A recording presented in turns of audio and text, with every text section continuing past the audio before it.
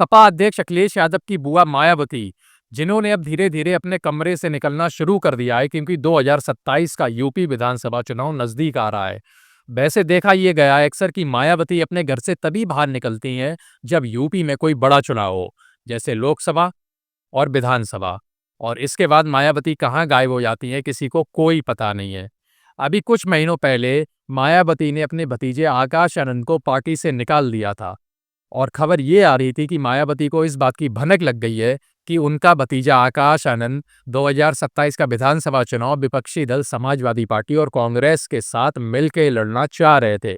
इसकी भनक लगते ही मायावती ने उन्हें तमाम पार्टी के पदों से पदमुक्त कर दिया था, ये कहते हुए कि अभी वो राजनीति करने के लिए पूरी तरीके से तैयार नहीं हो पाए हैं। लेकिन कल मायावती ने दिल्ली में अपने सारे पार्टी के जिला अध्यक्षों के साथ मीटिंग करी और उसमें आकाश आनंद को फिर से पार्टी में वापस ले लिया और उन्हें पार्टी की अहम जिम्मेदारियां दे दी। तो सीधी सी बात है, मायावती 2027 का विधानसभा चुनाव आकाश आनंद के नेतृत्व में बहुजन समाजवादी पार्टी लड़ने जा रही है और जिसको लीड करेंगे उनके भतीजे आकाश आनंद। वहीं दूसरी तरफ मायावती ने 2019 का चुनाव सपा के गठबंधन के साथ लड़ा था, जिसकी वजह से उन्हें 15 सीटें मिली थी। लेकिन 2024 में गठबंधन नहीं किया गया, जिसकी वजह से मायावती जीरो पे सिमट गई, उनको एक भी सीट नसीब नहीं हुई। अब फिर से वो 2027 का चुनाव लड़ेंगी।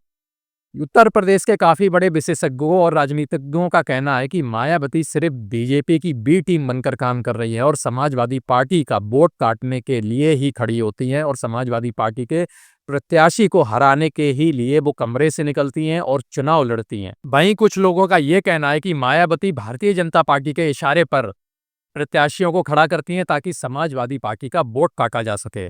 वहीं दूसरी तरफ अखिलेश यादव ने भी ये साबित कर दिया 2024 में कि अगर मायावती उनका साथ ना दें और उनके खिलाफ भी अपने प्रत्याशी को खड़ा करें तब भी उन्हें मजबूती मिलती है और वो मायावती के लड़ने से या लड़ने ना लड़ने से उनके प्रत्याशी के ऊपर कोई फर्क नहीं पड़ता।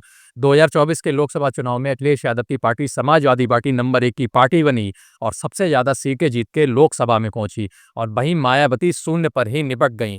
कहीं ना कहीं अब दलितों को भी समझ में आने लगा है यूपी के कि अब मायावती उनके हक की लड़ाई नहीं लड़ पा रही हैं।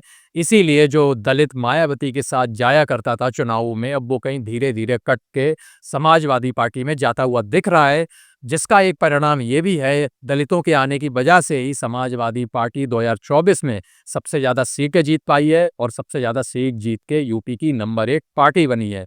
तो अखिलेश यादव को ये पूरा कॉन्फिडेंस है और पूरा आत्मविश्वास है कि मायावती कोई भी चाल चल लें, लेकिन अब उनकी पार्टी जिस तरीके से मैदान पे उतर चुकी है और जिस तरीके से मैदान पे जनता के बीच में जाके काम कर रही है और जिस तरीके से जनता के बीच में उन्होंने वोटों की पकड़ बना ली है, उस पे अब मायावती का कोई भी हथकंडा काम नहीं आने वाला है।